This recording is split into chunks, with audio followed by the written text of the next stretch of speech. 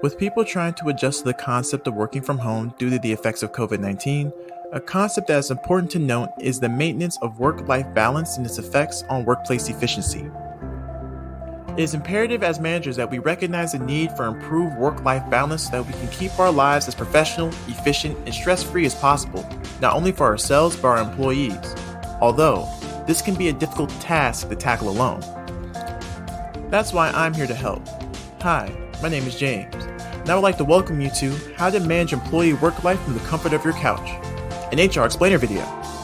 Before we get started on how to monitor work-life balance, we first must define it. According to Cambridge.org, work-life balance is defined as the amount of time you spend doing your job in comparison to the amount of time you spend with your family or doing things that you enjoy.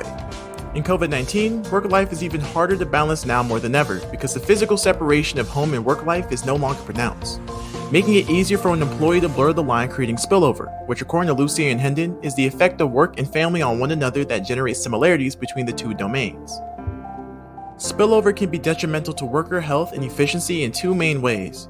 First, you have dysfunctional stress causing burnout, which Lucy and Hendon define as the constant lack of interest to perform a job. Then you have two, which is unproductivity, in the form of employees using work time for personal endeavors.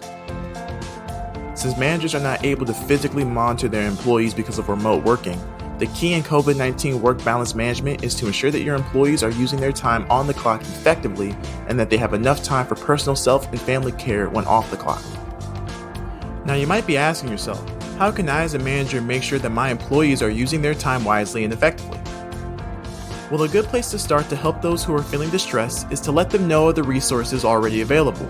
If your firm is still offering benefits like child or elder care or any employee assistance or wellness programs like counseling or health risk services, let the workforce know so they can take advantage when need be.